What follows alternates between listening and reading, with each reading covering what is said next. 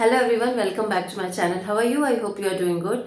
सो आज हम personal pronoun देखते हैं, उसमें first person, second person, third person को कैसे यूज करते हैं तो उसको समझते हैं। ठीक है, प्रोनाउन तो मैंने पहले ही बताया था और उसके टाइप्स भी बताए थे।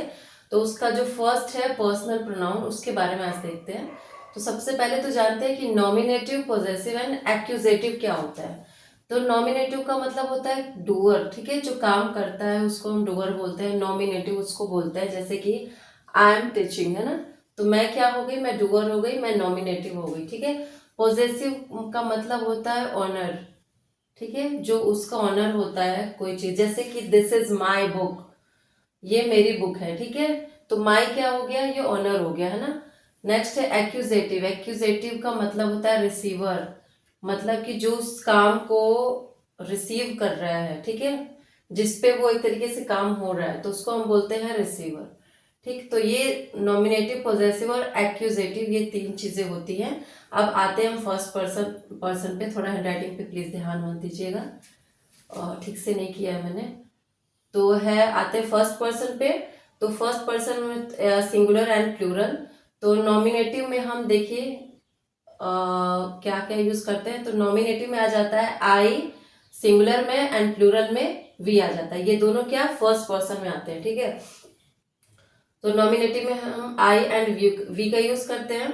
जब बात आती है पॉजेसिव की, तो आई का जो होता है पॉजेसिव केस, वो माई होता है एंड माइन होता है, दो होता है। ठीक है, वी का आवर होता है एंड आवर्स होता है। ठीक है, अभी बताया था ना दिस इज माई बुक, तो ये माई पॉजेसिव, जो ऑनर है, जो मालिक है, ठीक है, ये माई और माइन पॉजेसिव केस में काम करता है। ठीक है, और मतलब आई का माई और माइन हो जाता है पॉजेसिव में, वी का हो जाता है आवर एंड आवर्स। ठीक, वो जब हम एक्सरसाइज सॉल्व करेंगे तो देखेंगे।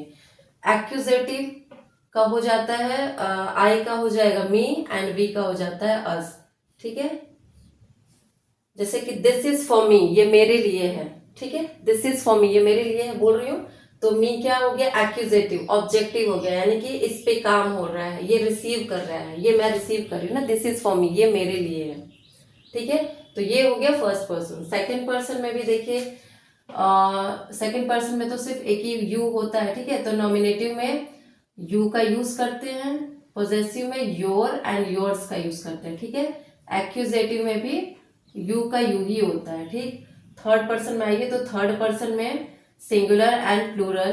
तो सिंगुलर में ही शी आता है, ठीक है, एंड प्लूरल में इट एंड दे होता है। तो ये ही शी इट दे, इसको हम नॉमिनेटिव केस में यूज करते हैं, मतलब कि डूअर में यूज करते हैं, कर्ता के रूप में इसको हम यूज करते हैं जब ये काम करता है। ठीक है, तो उसको हम ही शी इट और दे के जैसे में यूज करते हैं। लेकिन जब आता है पॉजेसिव केस, तो ही का हिज होता है, हर होता है और हर्ष होता है। शी का हर एंड हर्ष दो होते हैं। ठीक है, हर एंड हर्ष होता है, लेकिन ही का हिज होता है। ठीक, इट जो होता है, ये तीनों फॉर्म में इट ही रहता है। ठीक है, नॉमिनेटिव में, पॉजेसिव में एंड एक्यूजेटिव में। ठीक है, तो इट ही रहता है। ठीक है, ये चेंज नहीं होता है।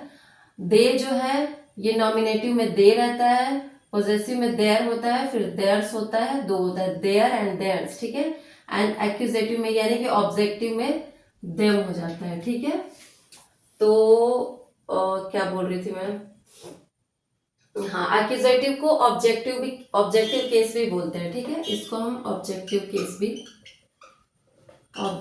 केस भी बोलते हैं। ठीक है ना, तो कहीं ऑब्जेक्टिव भी लिखा हो सकता है, कहीं एक्यूजेटिव भी लिखा हो सकता है।